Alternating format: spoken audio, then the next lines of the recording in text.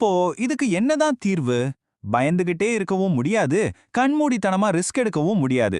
இதுக்கு ரெண்டையும் பேலன்ஸ் பண்ற ஒரு நவீன திட்டம் இருக்கு. அத பத்தி தான் இப்ப நாம பார்க்க போறோம். இந்த ஊமைய நல்லா கவனிங்க. இதுதான் மொத்த விஷயத்தையும் அழகா விளக்கும்.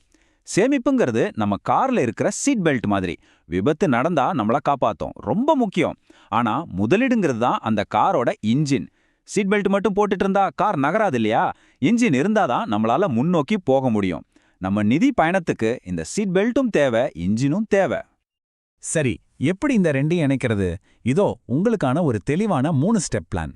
Step number 1, உயிர்வாழ்வு.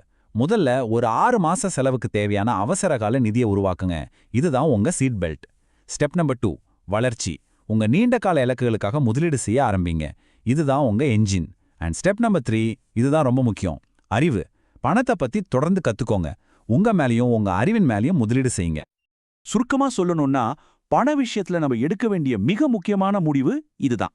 நம்ம பயம், ஆசை போன்ற உணர்ச்சிகளை வச்சு முடிவெடுக்காம, எண்கள் என்ன சொல்லுது, பொருளாதாரம் என்ன சொல்லுதுன்னு சிந்திச்சு முடிவெடுக்கணும். சரி, இந்த பகுப்பாய்வை முடிக்கிறதுக்கு முன்னாடி உங்ககிட்ட ஒரு சின்ன கேள்வி.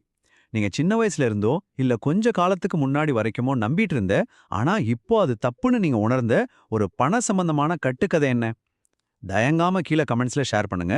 நம்ம எல்லாரும் ஒருத்தர்கிட்ட இருந்து ஒருத்தர் கத்துக்கலாம். இந்த உரையாடல் உங்களுக்கு ஒரு புது பார்வையை கொடுத்திருக்கும்னு நான் நம்புறேன். அப்படி இருந்துச்சுன்னா மறக்காம சப்ஸ்கிரைப் பண்ணுங்க. அப்புறம் இந்த முக்கியமான தகவலை உங்க நண்பர்கள், குடும்பத்தினர் கூடயும் பகிர்ந்துக்கோங்க. அவங்களுக்கும் இது பயன்படலாம். அடுத்த ஒரு அருமையான பகுப்பாய்வுல நாம சந்திப்போம்.